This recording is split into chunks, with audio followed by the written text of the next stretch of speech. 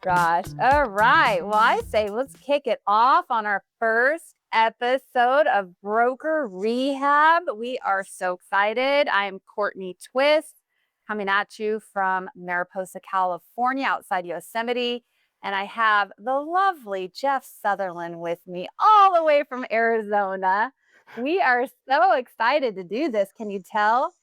Yeah, I usually don't get called lovely, but thank you. I'll take the compliment, Courtney. I think you're the lovely one. I'm just so, so yeah, I'm excited to be here. Out of Phoenix, out of Gilbert, Arizona. An awesome place to live. We both live in awesome places. So this is pretty cool, Courtney. It is cool. And it's cool that we can connect so much when we don't even live near one another. And yet I talk to you all the time. I know, I know. It's like you're one of my best friends in the company we're in. I just love it. It's so awesome. That's what I tell everyone I introduce him. This is my best friend from EXP, Jeff Sutherland.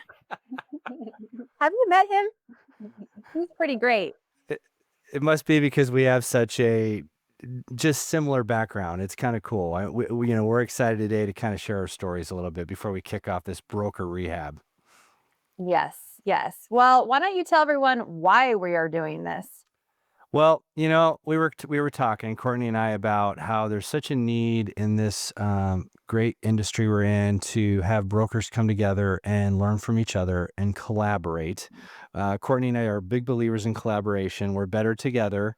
Whenever you're a broker or even an agent for that matter, real estate can be a very lonely business, right? And we believe, Courtney and I really believe, the more that we give, it always comes back to us one way or the other. We get a lot of joy out of it, and we want to learn from you too. So, we call this broker rehab because, quite honestly, a lot of people need rehab. I mean, we did.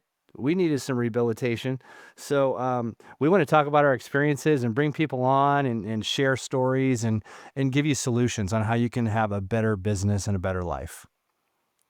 Yeah. I know, back, I don't even know how many years ago, maybe like 3 or 4 years ago, I kept looking for somewhere to go as a broker to talk to other brokers or hear what other people are doing that I'm not competing with, right? That's kind of a big thing because a lot of realtors, brokers, obviously you have a relationship built with others in your market. But when you have a hard time or something going on and you're like, I don't really know what to do, who do I talk to? And I realize there's not a lot out there still to this day. So I'm excited where we can bring something together specifically for basically the leaders in our industry where we can grow together, we can learn from one another and we can recharge our batteries too at the same time.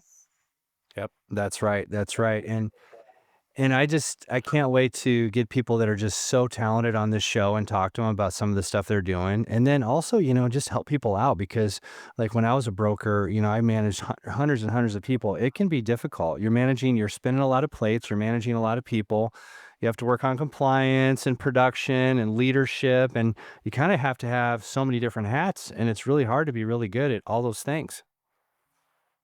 Yeah, and run a business. Yeah, exactly. Yeah. Well, Jeff, why don't we start off with a little bit on your background? Let's start with you so people know who they're hearing from today. Yeah, absolutely. Thanks a lot, Courtney. So, my career started way back in 1995, and I worked at a big company called Intel Corporation. Micro. Should I tell you what I was doing in 1995? I don't What? know if I should tell you. What? Graduating high school. No, I wasn't graduating. I was going into high school. Just easy, just easy, just easy. I Go didn't back know to I your was. intel. I didn't know I was that older than you. Okay. Oh, So class of that, 99. Go, baby. yeah, that's pretty cool. That tells you a little bit. Okay. Uh, So 1995 to '02, I worked for Intel, and that was fun. I was a supply chain manager, worked around the world actually, went into different factories around the world and taught people how to use tools and how to develop systems and processes that were the same. No matter what plant you went to, you knew you were going to get the same sort of process. And that's a pretty cool technology. That's how they're able to crank out hundreds and thousands of microprocessors every year. So that was a good run and got my MBA when I was working at Intel. That was cool. And then after 7 years, they give you a sabbatical and they tell you to take some time off because they work you pretty hard. And so I decided to leave. After 7 years, I took a voluntary separation package. that was kind of cool. And it was a nice package. So I said, this is my opportunity to go try something totally different. And so I did. I went to go get my real estate license, and I went to go interview for this company called KB Home, and that was a national home builder. So I'm sitting there with 30 people, and this broker panel's up front, and they're like, "Hey, so why should we hire you to be a sales agent at our company?" And I'm like, "Well, I just left a Fortune 500 company last week, and if you give me a year, I'll be your number one agent." And everybody laughed. Love it. I love it. So Yeah. confident. Yeah, they laughed, and the broker panel laughed, and my competitors laughed at me. And you know what, Courtney? I got the job, and I ended up being number one on the sales board 12 months later, selling, 5 to 10 homes, sometimes on a weekend. And I just poured myself into that. And that was after the first 2 months not selling anything, because they put me in a small town outside of Phoenix and nothing was going on. So it was a really good start, selling new homes. I Yeah. learned a ton about houses. Well, of course you were number one. You said you were going to be number one and you were number one. That's I don't right. know why they doubted you. How come they doubted you? Yeah. I am just slightly competitive. So anyway, Right? so that was good. That was a really good experience. And then I was asked to be a team leader at a Keller Williams office. And that was a totally new role too. Never really sold resale. I just sold new homes. So I went in there. I was the team leader in charge of recruiting, hiring, firing. I had the broker reporting to me as well. Came in at a market center that literally came out of receivership. It was in bad shape with 89 agents. Grew it up to over 200 agents in 4 years. And this was between '04 and '08. And if you know what happened in '06, it wasn't a pretty picture. And Phoenix was like one of the really hard hit communities when the bubble burst. Mhm. So that was a really tough time in real estate. Properties in Phoenix losing like 40% of their value, and ACs getting ripped out of houses, and copper wire. It was nuts. So that was a fun time. When I working at Keller Williams gave me a lot of good education, and I really loved that experience. Wow. I don't know if particularly loved all those years in real estate. So I really love your optimism around it. That was a tough market. That was a tough time in the market. It was Oh, so tough, Courtney. You know that. I mean, I do open houses on the weekend, and I would be sitting houses that were 130, $140,000. And people are like, "What are you doing wasting your time?" I'm like, "Well, hey, I'd have 15 to 20 people coming through the homes, and I'd have 3 or 4 appointments every single week, Monday, Tuesday, and Wednesday, and I'd be selling houses, be making 4,500, $5,000 a pop. But hey, those add up, yeah. you know? Yeah. So you just kind of Just do have what to you do got a to do. lot of them. Yeah, you got to do a lot of them. Yeah. Yeah. So spent about 4 years at Keller Williams, and then I believed in my heart I needed to go start a company of my own, and I did it in a great year to start a new company, 2009. It was perfect. Good timing.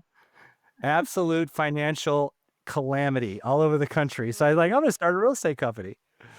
So we did, and we grew it fast. We were growing very fast. In fact, from 2009 to 16, I grew it to 250 agents. And in Phoenix, we were actually known as the number one real estate company in Arizona for 2 years. Um, we had the best production per agent, which was really exciting because we really focused on culture and training, and we wanted to hire great people. We were really protective of the culture. We didn't even hire like new agents. For the first 3 years, didn't hire one new agent. It was all experienced Wow. agents. So when that message got out there, people heard about it, right? And they couldn't believe that we actually turned down people when I interviewed them. That never happens in real estate. And people are like, yeah, I had people coming up to me years after going, yeah, I remember the day I interviewed with you and you said no to me. And it made me want to get in even that much more. So that was kind of Mm. cool. Something else we can talk VIPs. about. Yeah, VIPs, right? Yeah. It was a standard we wanted to have. So I did that for about 6 years, sold the company in 15. And then at that point, quite honestly, Courtney, I was burned out. I wanted to do Mm. something different. So I went into the title business. To me, that would be pretty easy because I understand, the process flow. I used to work in corporate America. So I did that for like 3 years, kind of just hit out in corporate America while I was trying to get my bearings again. But inside, I was missing real estate. I was like desiring to get back in. So at that point, it was like 2017, I started to look at EXP, really enjoyed that model a lot. Ended up joining that company in 18, and I've been there ever since. And it's been a great run. It allowed me to let go of all those stressors that I had as a broker, and now I'm real close to 200 agents in my organization, and I get to coach people around the country, which I absolutely love. We'll be talking a lot about Mm. that too in this program, and I also do commercial and residential. Um, I guess the other thing that's notable is I'm a part-time pastor, so I do some work in the community with my church, and and that fills my cup too. So that's me. All right. Well, we're lucky to have you on here, Jeff. That's for Yeah, sure. A lot ditto. of experience, a Yeah. lot of experience. Yeah, thanks, Courtney. Yeah, how about you, my friend? Let's hear about you. Well, we already talked about when I graduated high school, so we won't go that far back. Just messing with you. My bestie from EXP. No problem. Yeah, so for me, I, went to school at Chico State. That's where I met my husband, and he was from a small town called Mariposa outside Yosemite. And after we graduated, he wanted to move here. And I thought, okay, a town of like a few thousand people, what the heck am I going to do with 2 degrees in Mariposa, California? And what I did is I commuted like so many people, right? I had to commute to work, and I was actually doing the lending side of the business for Wells Fargo. I ended up managing an office down in the Central Valley. And I did not want to keep doing that after we started having a family. I was putting in 10 to 12 hours a day, plus the commute. And so I kind of fell into real estate. I had on with a independent brokerage that had a small lending side to it and was doing the lending. And then I had friends that were like, well, you're licensed. Can you show me a house? And I started doing some real estate deals. And that was in 2007. So right when the market was starting to turn in our area. And then still kind of overlapped lending and real estate to this day. I still own a lending company, but I really love the real estate side of the business more than the lending side. I find it to be more enjoyable, and learned a lot of lessons being a realtor in the recession. A lot of hard lessons in my 20s, personally as well, with my husband and I kind of over leveraging like so many people did, especially Phoenix, Central Valley of California, where it was all really similar, really tough market. But it was like the best thing that ever happened to us was to learn what not to do in our 20s and say, we'll never do that again. And it taught us the lesson of how to handle your money, right? Which is a hard thing when you're self-employed. A lot of realtors struggle with building up a retirement or being able to pay themselves a paycheck rather than working from one commission to the next. So anyway, that's a bit of a tangent, but I'm sure you can relate, right, Jeff? It's the struggle in our industry. Oh my gosh. And that's part of the reason where we want to do this, right? Is if you're an Yeah. independent broker, you love what you do, but I don't want the name broker. You hear this joke all the time. It's called broker. You're broker than everyone else. That's not the idea here. We want you to actually have a great exit strategy, a great landing, at the end, because if you're going to put that much time into your career and into other people, then we want you to have a great landing. So if we can help you with these Right. systems and solutions, then we've won. Exactly. Exactly. And it took me a while to get a handle on that. But, I think as an agent, it was a great thing to do for our family with 3 daughters. It allowed me some flexibility with my schedule being in real estate when they were young. And then I ended up, like many realtors, going, okay, well, what's next? And I ended up going the independent broker route and opened up an office in Mariposa where I live, then proceeded to open another office about 45 minutes away, and then eventually had my third in the Fresno area market, and about 50 agents, I think, at our max with Twiss Realty. It was a lot of fun, but it was also, there's a lot of kind of burnout that also can go along with that. Well, I'm sure we'll be touching on because many people can relate to when you're juggling, right? And going from brick and mortar to brick and mortar and just figuring out what's the best use of your time and how do you work on your business when you're stuck in working in the business. And so anyway, I ended up connecting with some amazing people through EXP and Brokerage over a couple of years ago. And here we are. I have 71 people in my organization. I've met Jeff through this, which has been great. I've made some really great friendships. And now we're ready to grow and learn from one another. And I'm excited for this next year. It's going to be awesome. And what I also love about you is you're such a leader, especially to other women. And I know that's a passion of yours, is leading women and collaborating with women. Can you like talk about that? Because I just really look up to you for that. It kind of with the brokerage, it happened organically, I would say, where my daughter was a newborn when I started Twiss Realty. So I was not looking to recruit or grow. I just wanted to make some money to save to build our house because that was our family's goal was to buy acreage, build our house, and to do it without debt.